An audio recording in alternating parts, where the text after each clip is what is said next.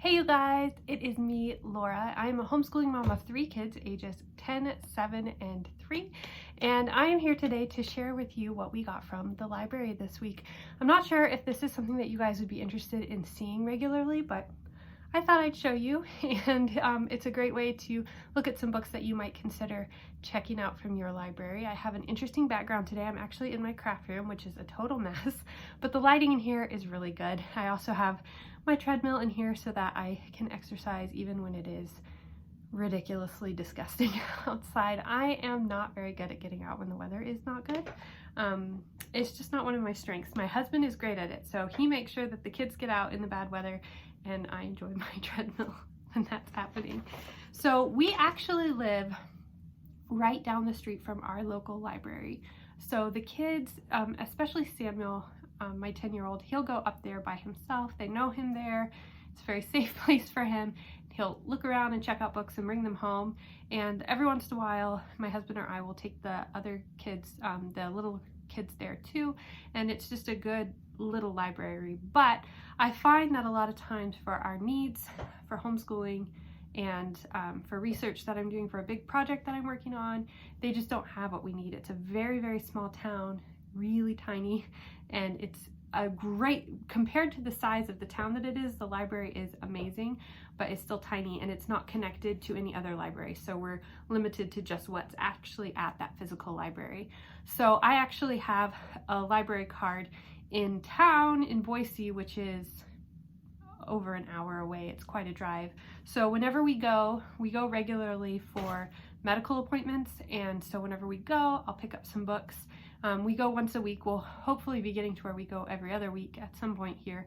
But whenever I go, I pick up some books. Right now it's convenient because I just put them on hold, and when I go pick them up. Like, I just barely have to get out of the car. I can drop off our old books and it works super well. But I thought I would show you what we have today. Most of these books are space themed because the kids really wanted to do a space unit. So I just looked for what I could find, and that's what most of these are, but not all of them. So we got Maustronaut Goes to Mars, which this book is, we have the first Maustronaut book, and the kids really love it.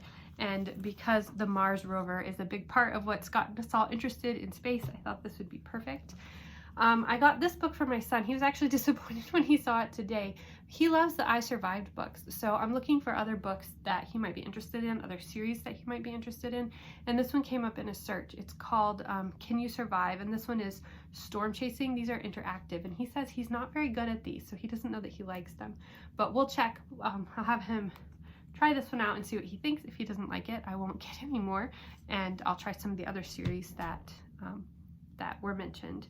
So we have that one, and then this is From Galileo to the Mars Rover and Beyond, Exploring Space. So that's this one, and it looks at all the different inventions that take place to discover space. So this one has a lot of writing in it, definitely more for your upper elementary, middle school kids, unless you have a young child who can just really sit and listen, and you don't feel like, if you can look at these books and not feel like you have to read every book, then you could or every page, every word, you could definitely do that with a younger kid. This is a poetry book called Comets, Stars, the Moon, and Mars. This is for poetry tea time. It's got poems and paintings and all sorts of goodies in here. And then this one is Make a Space Center. So I'm not sure if my kids will do this or not, but I thought I would set it out and give them the option. My 10-year-old looked at it. He went with me to town today, and he said, does it work? Does it really work? So he'll look at it, and if it's just a model, he might not be so interested, but if it's something that he can make work, he might, so we'll see. And this is for my 3-year-old. We're learning about her name, so we're reading lots of name books, and this is a porcupine named Fluffy. She's learning the letters in her name. This one is super cool. I'm really excited about this one. Smithsonian DK. Love those books. This one's about Mars. So it's your typical DK or Usborne type style nonfiction book with lots of information, lots of pictures, lots of great stuff. This is probably the most informational book about Mars I was able to find, and so I think my kids are going to be really excited about that, especially my 7-year-old when he sees it. This is the Amazing International Space Station, that's what my 7-year-old specifically wanted to know about, living in space and all of that. So we got that.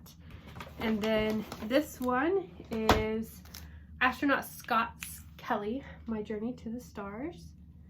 This one looks really good. It's got some amazing illustrations in there. It's a good story for, you know, younger kids too.